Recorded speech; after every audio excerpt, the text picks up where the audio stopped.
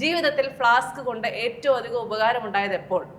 ആർക്ക് വേണേലും ആൻസർ പറയാം, ഇന്ന ആളെന്നൊന്നുമില്ല.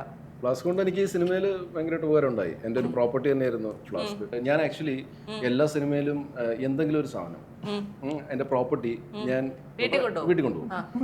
ഇപ്പം ജയമഹേന്ദ്രൻ ഞങ്ങൾ ചെയ്തപ്പോഴത്തേക്കും സ്ഥിരമായിട്ട് എൻ്റെ പോക്കറ്റിൽ വൈറ്റ് ഷർട്ടാണ്, ട്രാൻസ്പെറൻറ്റ് കുറച്ച് ഒരു 50 രൂപയുടെ നോട്ട് എപ്പോഴും എൻ്റെ കയ്യിൽ കാണുമായിരുന്നു. ആ 50 രൂപ ഞാൻ എടുത്തു, എന്നിട്ട് ഞാൻ എൻ്റെ കയ്യിൽ നിന്ന് 50 രൂപ കൊടുത്തു കേട്ടോ, ആർട്ടുകാർക്ക് ഞാൻ കൊടുത്തു. ശരി, അതെന്റെ ഓഫീസ് ഇപ്പോഴും ഇരിപ്പുണ്ട്. അപ്പൊ ഞാൻ വിചാരിച്ചത് സെക്കൻഡ് സീസൺ ഇത് ചെയ്യുമ്പോൾ ഞാൻ ഈ നോട്ട് തന്നെ ഞാൻ യൂസ് ചെയ്യും. അതേപോലെ ആട് 2 അറക്കലവ് കെട്ടിയ താവീസ് പോലത്തെ ഒരു സാധനമില്ലേ, ഗ്രീൻ കളറിലെ ഇത്, അപ്പൊ അത് എൻ്റെ ഓഫീസിൽ ഇപ്പോഴും ഇരിപ്പുണ്ട്. അതിന് ഞാൻ 3rd ആടിൽ അറക്കലവുമായിട്ട് അഭിനയിക്കുമ്പോഴത്തേക്ക് ഞാൻ അത് കെട്ടാനാണ് ഞാൻ പ്ലാൻ ചെയ്യുന്നത്. അപ്പം ഈ ഫ്ലാസ്ക് ഞാൻ അങ്ങനെ കൊണ്ടുപോകണമെന്ന് വിചാരിച്ചതാണ്. പക്ഷെ ഈ ഫ്ലാസ്ക് കിട്ടിയില്ലെന്ന് പറഞ്ഞാല് അത് കൊണ്ടുപോകാൻ, ഓറഞ്ചല്ല, പച്ച, ലൈറ്റ് പച്ച.